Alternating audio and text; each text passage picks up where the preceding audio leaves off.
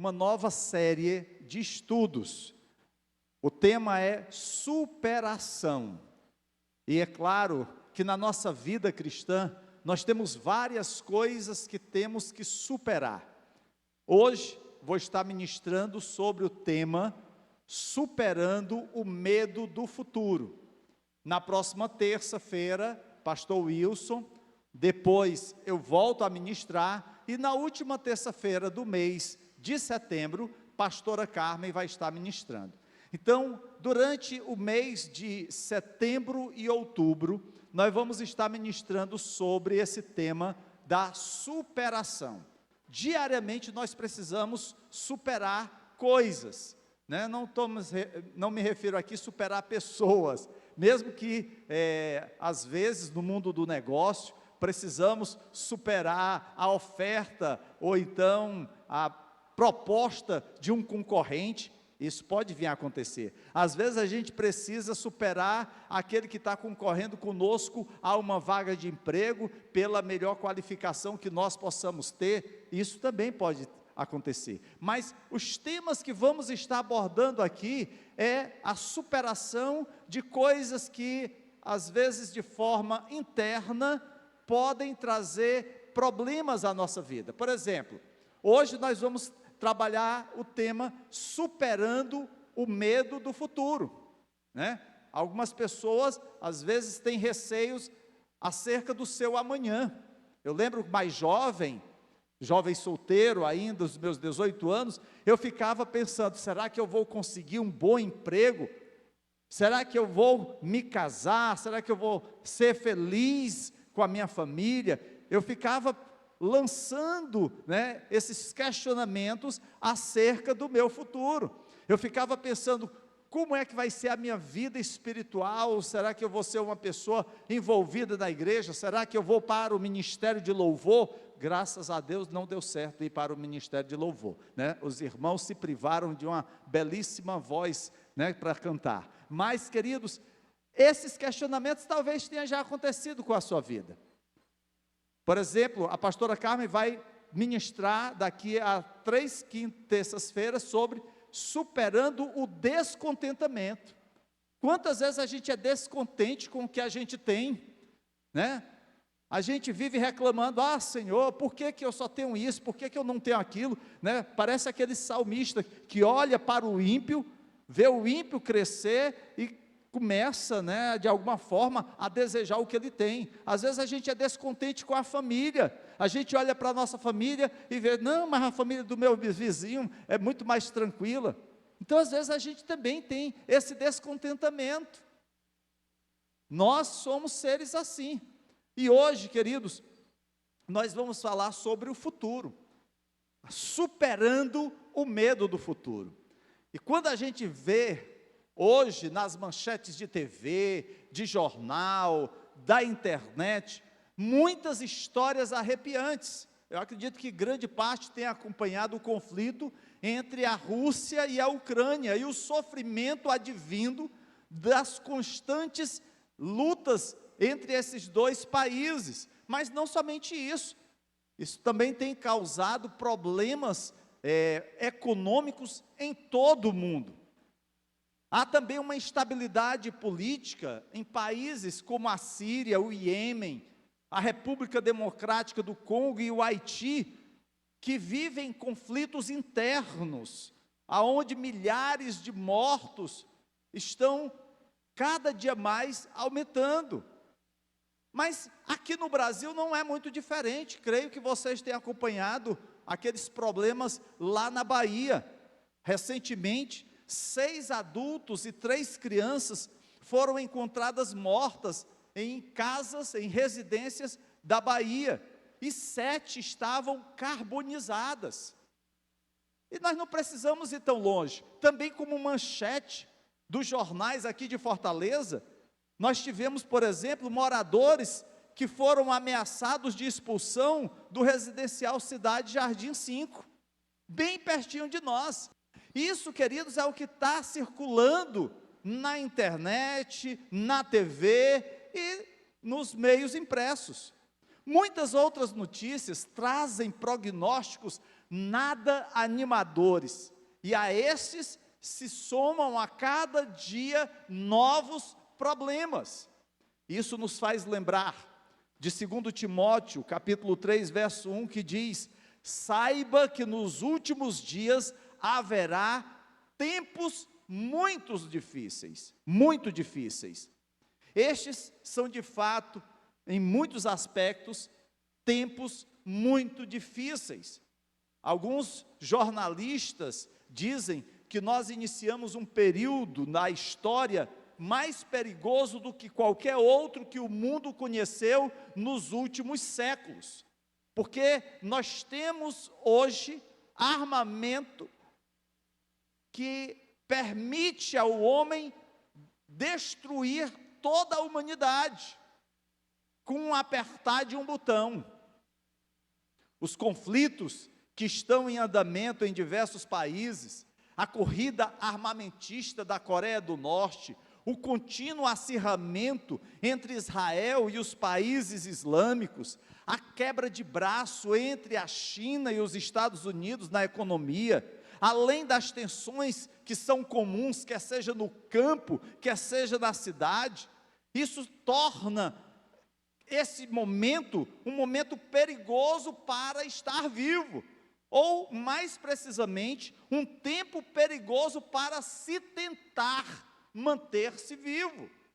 No entanto, apesar de todos esses conflitos, apesar de todo esse caos de insegurança que nós estamos mergulhados, a nossa vida continua, mesmo que um pouco incerta. Todos nós temos compromissos para honrar, temos atividades escolares, acadêmicas para fazer, temos ordens para obedecer, serviços a realizar, trabalhos para executar, contas para pagar, refeições para preparar, músicas para cantar, sermões para pregar, além das preocupações ligadas ao seu cônjuge, aos seus filhos, aos seus parentes. Essa é a realidade. Nós estamos num mundo de insegurança, num caos generalizado, mas a nossa vida continua. Nós temos afazeres diários, nós temos uma rotina a cumprir. E se eu lhe pedisse nesse momento que você pudesse elencar 3 dos seus maiores medos, que medos você poderia citar? E se eu pedisse que você, depois de relacionar esses medos, colocasse em uma caixa, a caixa do medo, e aí nós fôssemos tirando um a um daqueles papéis, escrito com o seu medo. Alguns diriam assim: o meu maior medo é a morte. Outros, a segurança financeira, o fracasso, a saúde, o casamento, um lugar para morar, andar com Deus, solidão, uma família saudável, dinheiro, fé em Deus, a salvação do meu pai e da minha mãe, não consigo engravidar, ansiedade, medo de não servir ao Senhor, perda de emprego, violência. Esses, queridos, são alguns medos que atormentam muitos de nós, mas se você observar, todos eles estão relacionados ao futuro. Como podemos superar então o nosso medo sobre o que pode acontecer conosco no futuro? Porque quando nós pensamos, por exemplo, na nossa saúde, é claro que ficamos atemorizados diante de uma enfermidade que possa vir ao nosso encalço. Quando pensamos no desemprego, imaginamos logo, estando trabalhando, sermos demitidos. Quando pensamos na nossa família, imaginamos alguma crise que possa surgir em meio ao relacionamento com o cônjuge ou com os filhos. Com todo o caos e confusão em que nós nos encontramos, quer seja lá fora, quer seja pessoalmente, como podemos passar do medo para a fé? E talvez, dentre todos esses medos, o nosso maior medo seja o medo da morte.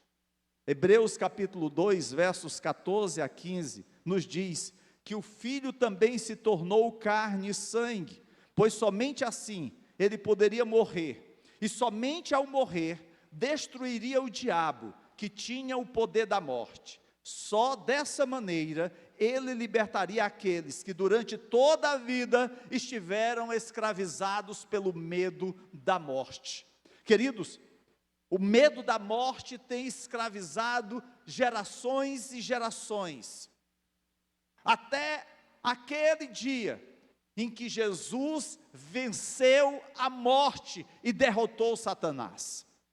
Hoje, é claro que nós nos entristecemos com a perda de um ente querido que nós amamos.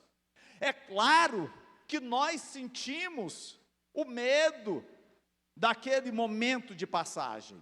Faz parte da nossa humanidade caída, mas nós temos a esperança que o mundo não tem, que ao fechar os nossos olhos nesse mundo, nós abriremos na presença do nosso Deus. Não é apenas o medo de morrer que nos incomoda, é o pensamento de deixar esta vida com tanta coisa para fazer.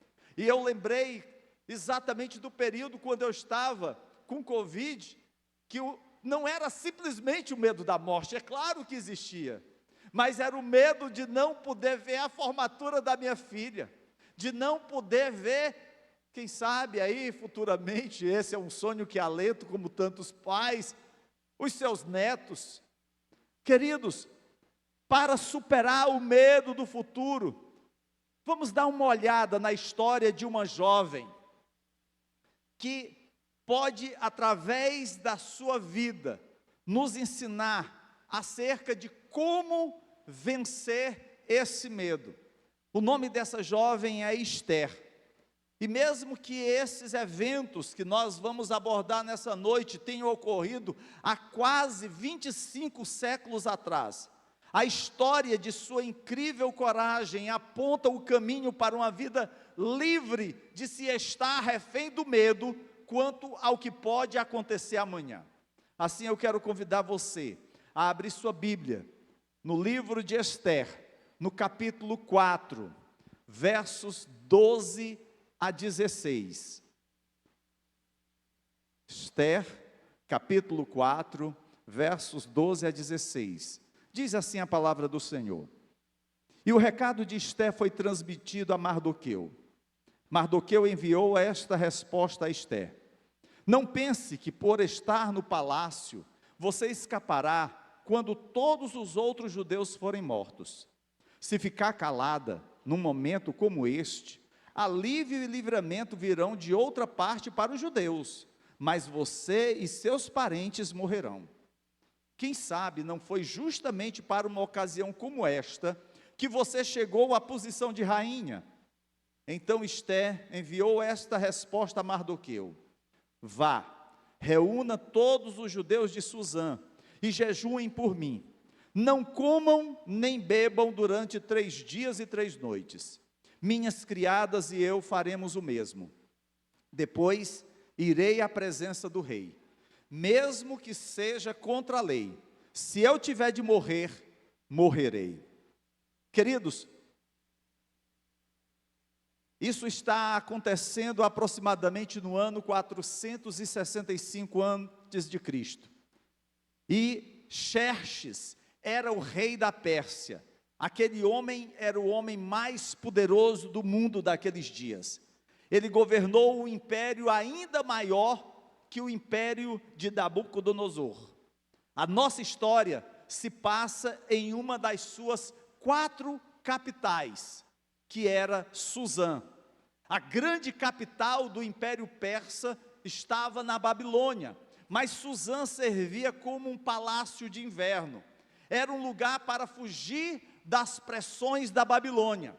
E o livro de Esther registra que em determinado momento o rei, que havia ficado furioso com a rainha Vasti, que era a sua esposa, por conta de indiscrições que ela havia cometido, ele então começou a procurar no seu harém, que era formado por diversas mulheres do seu reino, a mais bonita, a mais atraente, a mais desejável, que ele pudesse torná-la a nova rainha.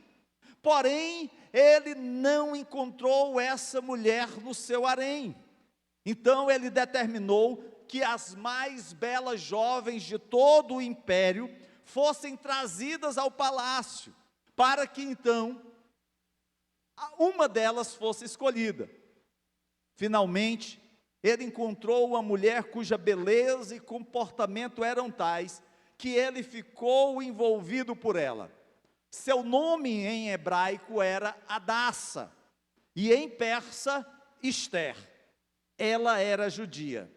Ela era do povo escolhido de Deus e de repente ela se torna rainha da Pérsia. Ela agora é a mulher mais importante de todo o reino. Uma mulher judia, rainha de um rei persa. A vida de Ester naqueles dias era boa, porque ela fora escolhida pelo rei. Era ela quem recebia o seu favor. Mesmo que o rei tivesse muitas outras mulheres concubinas, mas era Ester a rainha.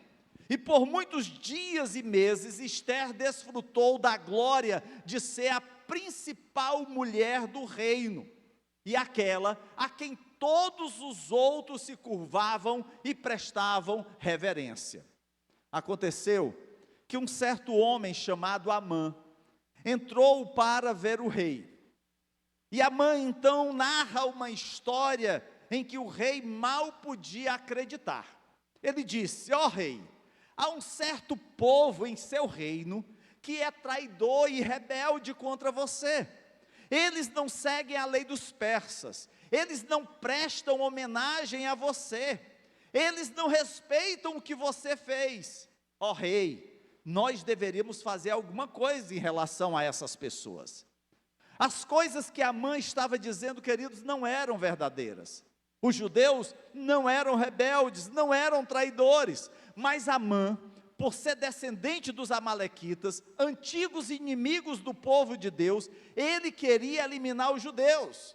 Então Amã disse ao rei: devemos fazer algo contra essas pessoas que estão prejudicando o teu reino.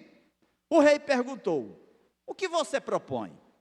E Amã respondeu: se você me permitir, eu vou escrever um decreto, selarei com o anel real, e nós enviaremos esse decreto para todo o reino, e ele determinará que em certo dia, todos os judeus deverão ser mortos. A ideia de Amã era matar todos os judeus do Império Persa no mesmo dia, e assim o decreto foi assinado, selado com o anel real e enviado para todas as cidades do reino. Mardoqueu, um outro personagem que você, ao ler o livro de Ester, vai encontrar, era primo da rainha Ester. Ele era um judeu que servia na corte real do rei Xerxes. Quando então ele ouviu o que Amã havia feito, ele e todo o povo de Israel seriam mortos. Ele foi então para o meio da cidade, se vestiu de pano de saco e cinzas e começou copiosamente a chorar. A notícia de que Mardoqueu fizera chegou aos ouvidos de Ester. Ela não sabia o plano perverso de Amã, e quando soube que Mardoqueu estava de luto, enviou seu mensageiro para descobrir o que havia acontecido. Ele deu ao mensageiro uma cópia do decreto e disse: volte para a rainha e diga-lhe que ela é a única que pode nos salvar. Se ela não agir, todos nós morreremos. O mensageiro então retorna a Ester e fala o que Mardoqueu havia lhe dito. Então ela manda dizer a Mardoqueu: todos os oficiais do rei e até mesmo o povo das províncias sabem que qualquer pessoa que se apresenta diante do rei no pátio interno, sem ter sido convidado, está condenado à morte, a menos que o rei lhe estenda o cetro de ouro. Além do mais, há 30 dias que o rei não me chama, não me procura. O mensageiro então volta e conta a Mardoqueu o que Esté havia lhe dito. E Mardoqueu então faz uma declaração que é considerada o coração do livro de Esté, e que se encontra lá no capítulo 4, versos 13 e 14. Ele diz assim: não pense que por estar no palácio você escapará, quando todos os judeus forem mortos. Se ficar calada num momento como este, alívio e livramento virão de outra parte para os judeus, mas você e seus parentes morrerão.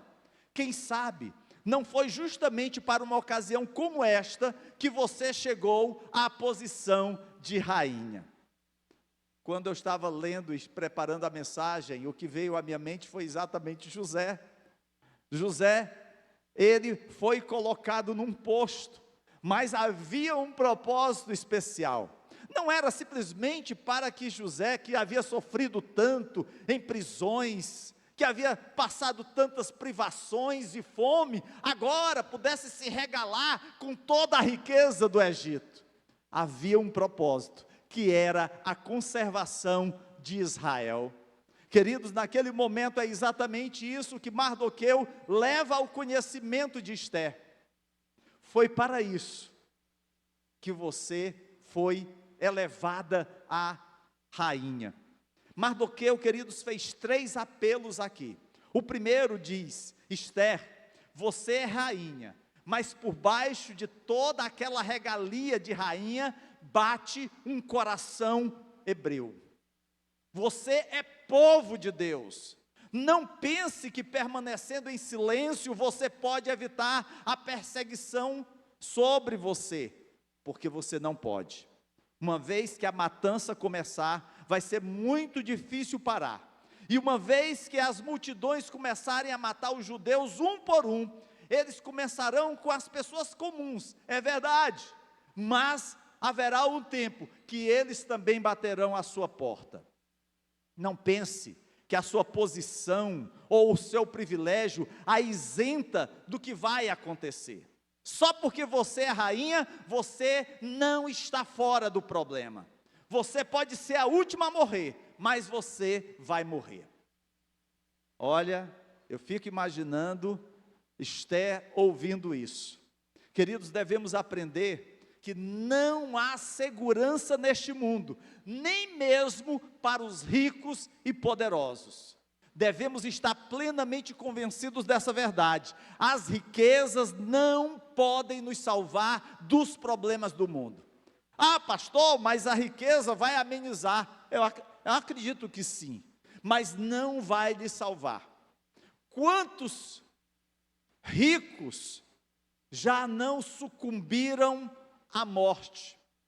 Nós temos um caso clássico aqui no Ceará, quando o grande empresário, que estava aí alavancando a economia cearense, erguendo a Unifor e tantos outros empreendimentos, perde a vida num acidente aéreo. Aquele homem, Edson Queiroz, que tinha ainda tanto a fazer, louco, hoje será pedida a tua alma, e o que tu tens? É isso que nós ouvimos diariamente. Estamos preparados para esse momento? A riqueza, queridos, não vai impedir que a doença, que a morte bata à nossa porta. Mas há um segundo apelo. Mardoqueu disse: se você não nos ajudar, se você permanecer em silêncio, o alívio e a libertação surgirão de outro lugar. Esta é uma das declarações mais surpreendentes de todo o Antigo Testamento, e certamente a declaração maior do livro de Esté. Queridos, Deus trabalha através das circunstâncias aparentemente desconexas para trazer a libertação ao seu povo. Mesmo quando este povo está sob o domínio do inimigo. A gente vai ver isso claramente em vários momentos da história de Israel, em que o grande exército estava a rodear Jerusalém, e Deus deu livramento ao povo. Quantas vezes você não já passou por algum tipo de experiência na sua vida, em que aparentemente você não via solução, aonde aparentemente os problemas estavam a lhe sucumbir, e Deus lhe trouxe o socorro, o refrigério. O mesmo aconteceu a Mardoqueu e aos judeus. Foi isso que os tornou povo do Senhor. Eles confiavam em Deus. Aonde está ancorada a nossa confiança? Será que a confiança nossa de cada dia se deposita naquilo que nós possuímos, nas conquistas que já alcançamos? Terceiro apelo, Mardoqueu afirma: se você não nos ajudar, até mesmo você e sua família serão mortas. A mensagem de Mardoqueu é cristalina. Esther, você está sentada num trono, você é a rainha, você tem tudo, você está no topo, você tem o privilégio além de qualquer outra pessoa em todo o reino. Você acha que isso aconteceu por acaso? Por coincidência? Mas se você se recusar, a perseguição e a morte chegarão até você e a sua família. Amados, a razão pela qual você hoje está em uma boa situação financeira, ou em um cargo de prestígio, ou exercendo autoridade sobre outros, é porque Deus tem te colocado aí. Sabe que você está aí com um propósito. Ah, pastor, mas eu não tenho um cargo de liderança, eu sou apenas uma professora ou um professor, mas Deus te colocou para influenciar a vida de alunos, diante de tantas influências negativas que a gente vê nos nossos dias. Ah, pastor, mas eu sou apenas um pequeno empresário, um microempresário, mas Deus te colocou aí para fazer uso da honestidade naquilo que chega até as suas mãos, num mundo cheio de corrupção. Pastor, mas eu sou só uma mulher de casa, cuido do meu lar, eu sou apenas um homem que tenho as minhas responsabilidades a cumprir no meu trabalho. Mas aonde Deus tem te colocado, querido, minha querida, você é sal da terra, você é luz do mundo. Deus não te colocou ali em vão, não foi simplesmente para dali você tirar o seu pão de cada dia, amém por isso, mas para você estar influenciando as pessoas ao encontro com Cristo. Diante, queridos, desses três apelos, nós lemos no versículo 16, a resposta de Esther. Ela diz: vá, reúna todos os judeus de Suzã e jejuem por mim, não comam nem bebam durante 3 dias e 3 noites, minhas criadas e eu faremos o mesmo, depois irei à presença do rei, mesmo que seja contra a lei, se eu tiver de morrer, morrerei. Queridos, há um princípio aqui: quanto maior o privilégio, maior a responsabilidade. Quanto maior o privilégio, maior a responsabilidade. Quanto mais você tem, mais você tem que ser um abençoador. Quanto mais Deus lhe proporcionou, maior será a sua responsabilidade de usá-lo para o seu reino. Nós, às vezes, entendemos o contrário. Nós olhamos para aquilo que o Senhor nos abençoou e nos concedeu, e dizemos: vai, minha alma, regala-te em tudo isso. Nós olhamos apenas para nós mesmos. O que a história da rainha Esther nos ensina sobre como superar o nosso medo do futuro? Primeiro, nós aprendemos que não há segurança no mundo. Coisas ruins acontecem com pessoas boas o tempo todo. Às vezes parecem ser atos aleatórios, de tragédia, e às vezes pessoas más conspiram contra nós, mas não há segurança nesse mundo. Nosso carro fura o pneu, nós somos demitidos do emprego, nós passamos por problemas no nosso relacionamento conjugal, nós temos dificuldade na criação dos nossos filhos, alguém muito próximo adoece. Tudo isso, queridos, pode vir a nos acontecer, mas isso não pode levar-nos a atemorizar diante do futuro. A segunda coisa, queridos, que nos leva a superar o nosso próprio medo, é que nós aprendemos que não há coincidências na vida. Você está onde está porque Deus te quer aí. Você provavelmente não é uma rainha em uma corte, não é um rei no império, mas onde quer que você esteja agora, foi a mão de Deus que te conduziu para lá. E seu maior chamado é usar a posição que você tem para apoiar a causa de Cristo no mundo. E aqui eu não estou falando, queridos, na questão de contribuição de igreja, não. Isso aí é um princípio que todo crente deveria ser fiel. Não precisaria a gente estar continuamente falando sobre isso, não. Era algo para ser absorvido naturalmente por cada um de nós. Mas aqui eu estou me referindo, é a nossa vida com Deus, da gente olhar para o reino, e saber que a gente precisa investir em coisas eternas, e não simplesmente em coisas temporais. Eu não estou dizendo que você não vá fazer uma reforma na sua casa, eu não estou dizendo com isso que você não vá mudar de carro, ou que você faça uma viagem, não, eu estou dizendo, aonde você tem colocado a prioridade da sua vida.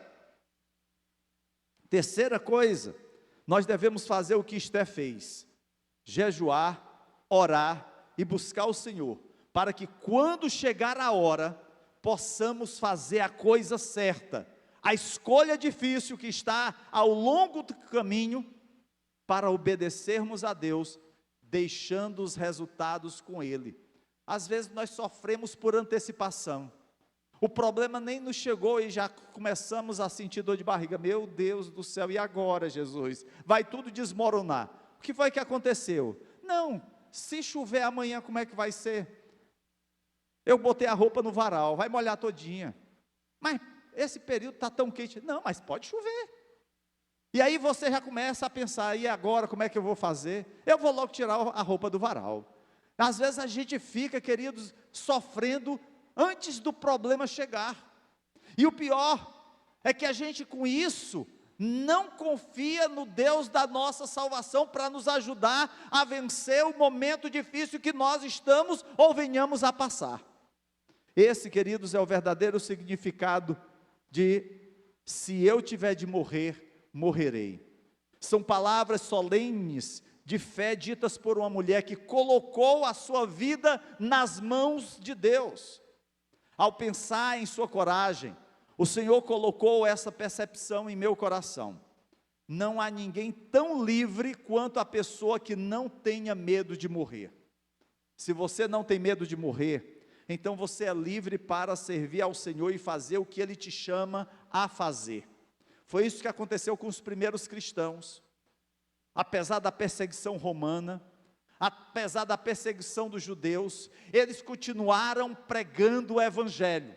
Muitos deles eram presos, os seus bens eram tomados pelo Estado, eles eram levados cativos aos coliseus romanos, alguns eram decapitados, outros eram queimados vivos, outros eram lançados às feras, mas mesmo naquele momento atroz, eles continuavam adorando a Deus, crendo que o Senhor estava cuidando eternamente de suas vidas. O desespero da morte, muitas vezes, chega ao coração do homem, que não tem o temor de Deus, porque ele não tem segurança do amanhã. Li acerca de um depoimento de um pastor, e acredito que isso seja relevante para entendermos o quanto é essencial superarmos o medo do futuro. Depois do culto, no domingo, diz o pastor: Passei alguns minutos com uma mulher que estava morrendo de câncer. Ela e o marido estavam juntos no culto. Ele se levantou para me cumprimentar, mas ela estava tão fraca que não aguentou. Quando perguntei se ela amava Jesus, com uma voz fraca ela respondeu: sim, eu amo. Disseram-me que poderia ser o último domingo que ela tivesse forças para ir à igreja. O calvário pelo qual ela passara durante todos aqueles meses, sofrendo com aquela enfermidade, estava escrito nas linhas do seu rosto. Enquanto conversávamos, percebi que daqui a pouco ela estaria no céu. Provavelmente é apenas a questão de alguns dias. Falei a ela: não sei muito sobre a morte, mas sei que quando chegar o momento em que fechares os teus olhos na terra, tu os abrirás no momento seguinte no céu. E quando você der seu último suspiro na terra, seu próximo suspiro será no ar celestial. Não tenha medo quando chegar essa hora. O próprio Senhor virá para te saudar. Os anjos de Deus a acompanharão até o seu novo lar. Então eu citei as palavras do apóstolo Paulo: viver é Cristo, mas morrer é lucro. Estar ausente do corpo é estar presente com o Senhor. E lembrei das palavras de Jesus ao ladrão moribundo: hoje estarás comigo no paraíso. Você vai para o céu, e quando fizer, verá Jesus face a face. Finalmente eu a lembrei da promessa do próprio Cristo em João capítulo 14, versos 2 e 3. Na casa de meu pai há muitas moradas, se não fosse assim, eu não vou-lhe teria dito. Eu vou para lá, para preparar um lugar para você. E se eu for e preparar um lugar para você, eu voltarei e te levarei para estar comigo, para que você também esteja onde eu estou. Quando terminei, havia lágrimas rolando pelo rosto dela. Então ela fez algo que me surpreendeu. Embora ela estivesse muito fraca, frágil, ela se levantou do banco, se aproximou e envolveu seus braços finos em volta do meu pescoço e me abraçou. Eu disse a ela: não se preocupe com nada, você vai ficar bem, porque conhece o Senhor. Acredito firmemente no que eu disse. Se você conhece o Senhor, então você não precisa temer a morte. Se você não teme a morte, você é verdadeiramente livre, e o diabo perdeu a sua maior arma contra você. 4 verdades, queridos, podem nos ajudar a superar o medo do futuro. Primeiro, Deus já está lá, porque é Deus que vai antes do seu povo. Você não tem que ter medo acerca do que está para lhe acontecer, acerca do teu amanhã. Deus está no controle. É Ele o Senhor do tempo.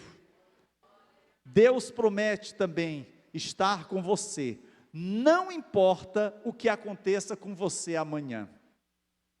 Seja algo que possa te trazer grande dor, grande tristeza, o Senhor vai estar ao teu lado.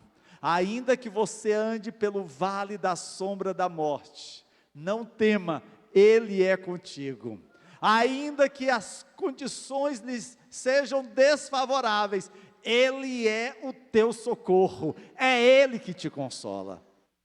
Se você conhece o Senhor, a pior coisa que pode acontecer é que você irá para o céu este ano, que também é a melhor coisa que pode acontecer com você. Ah, pastor, mas eu tenho tanta coisa para fazer.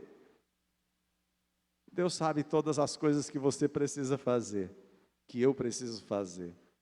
E aí, você terá todo o tempo que precisa para fazer tudo o que Deus quer que você faça, não aquilo que você acha que tem que fazer. De certa forma, queridos, esse último ponto é o mais importante, porque muitos de nós entramos e nos sentimos um pouco apressados. Sentimos que estamos atrás da bola antes do juiz apitar o início do jogo. Não importa o que mais aconteça nos próximos dias, meses ou anos, tenha certeza de que você terá todo o tempo, toda a força, toda a sabedoria que precisa para fazer tudo o que Deus quer que você faça. No entanto, esse princípio não deve ser interpretado para significar que você tem a garantia de realizar todos os seus objetivos ou que cada um dos seus sonhos se tornará realidade. Ainda vivemos, amados, em um mundo caído, onde as coisas se deterioram e nada funciona muito bem. Mas mesmo com essa limitação, podemos ter confiança de que Deus suprirá tudo o que realmente nós precisamos, e quando precisarmos, para que assim possamos fazer a sua vontade. Ninguém pode dizer com certeza o que o amanhã, o que o futuro lhe trará. Nenhum de nós sabe se estaremos aqui daqui a uma hora, um mês, um ano. Mas esse pensamento não deve nos alarmar de forma alguma. A todos os nossos temores, o Senhor diz simplesmente: não temas. As coisas vão piorar, Ele te diz: não temas. Você vai perder a saúde? Não temas. Você vai ter um câncer? Não temas. Você vai perder seu emprego? Não temas. Vai ter uma crise na sua família? Não temas. Vai ficar sem dinheiro? Não temas. Teus filhos vão te decepcionar? Não temas. Você será ridicularizado por causa da sua fé na faculdade, no trabalho? Não temas. Será que os outros não vão te aceitar por você ser um cristão? Não temas. Seus sonhos vão virar cinzas? Não temas. Você vai enfrentar a morte? Não temas. Qualquer uma dessas coisas pode acontecer conosco. Na verdade, alguma delas talvez aconteçam bem mais próximo do que nós esperamos. Mas o Senhor continua a dizer: não temas, porque Ele está conosco hoje, estará conosco amanhã, todos os dias Ele vai estar conosco. Então, cabeça para cima, filho de Deus, pare de olhar para baixo, puxe os seus ombros para trás, coloque um sorriso no rosto, tome os seus problemas, envolva-os e os entregue ao Senhor, porque é Ele que cuida de ti. Eu tenho um sentimento no coração, é que grandes coisas o Senhor realizará no nosso meio. Não estou dizendo que não teremos problemas, tristezas, dificuldades, choros, oposição. Nós teremos a nossa parcela de momentos difíceis, quer seja na nossa vida pessoal, quer seja na igreja. Mas acima de tudo está a promessa de Deus que disse: eu nunca vou te deixar, eu nunca vou te abandonar.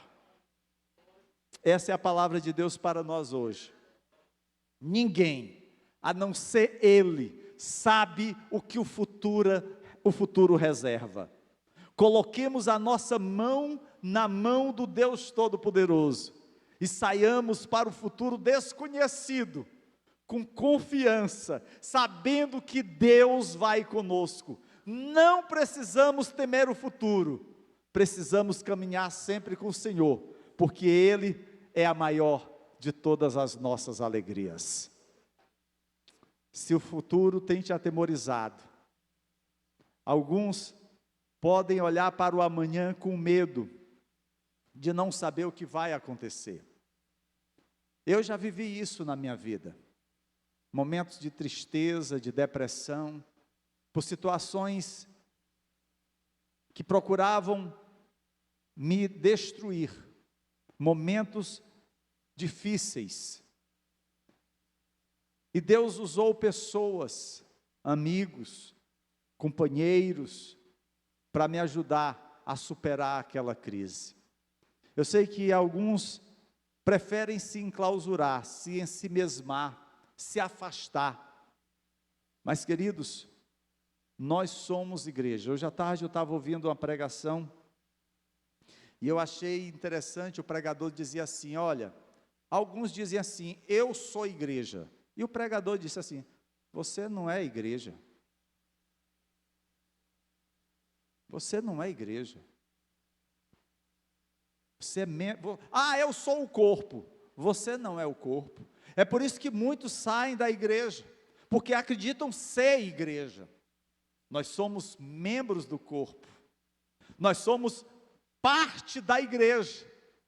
Somos igreja quando estamos juntos, quando estamos nos congregando. É por isso que não há igreja eu só.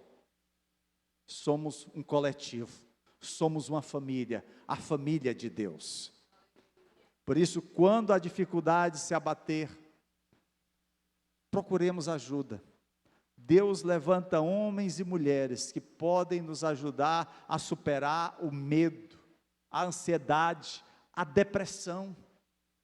O ministério de visitação é tão importante, queridos, porque às vezes temos pessoas que estão vivendo enclausuradas, amedrontadas, sem vida, reféns do medo da violência, do medo da frustração, do medo do fracasso, do medo da morte. Que possamos ser semeadores da bênção de Deus na vida desses amados, em nome de Jesus. E eu queria, antes de dar alguns avisos, fazer uma oração pela sua vida. Se você está passando um momento de dificuldade, aonde você tem pensado sobre os seus negócios, o que vai ser do meu amanhã, sobre a sua saúde, que talvez esteja um tanto quanto debilitada, sobre a criação dos seus filhos, sobre o relacionamento com o seu cônjuge, seja a área que for, eu quero pedir para que você agora feche os seus olhos e confie no Deus Todo-Poderoso, naquele que tem o poder de trazer paz ao teu coração, aquele que é conhecedor do teu amanhã, porque é Ele que determina todas as coisas, como diz o salmista no Salmo 139, tu conheces, Senhor, todos os meus dias, quando nenhum deles ainda existia. É o Senhor que é onisciente, é o Senhor que é todo-poderoso, é Ele o teu Deus, é Ele o Deus da igreja. Pai querido e amado, Deus santo e poderoso, queremos nesse momento confiar a Ti a nossa vida, o nosso Senhor futuro, porque Ele está nas Tuas mãos. O nosso amanhã não nos pertence. Podemos fazer planos, podemos idealizar sonhos, mas o realizar, o concretizar, vem de Ti, Senhor. Por isso, ó Pai, ensina-nos, ó Deus, a descansar no Senhor. Em nome de Jesus, ó Pai, aquieta-nos, que assim como Tu fizeste com Esther, que confiou no Senhor, mesmo que tivesse que enfrentar a morte, ela reconheceu o Deus da sua salvação. Assim também, Senhor Deus, possamos agir, o medo batendo na nossa porta, nós possamos enfrentá-lo e vencê-lo, porque o fazemos em o nome de Jesus, e é no nome dEle que eu te oro e te agradeço, amém e amém. Querido.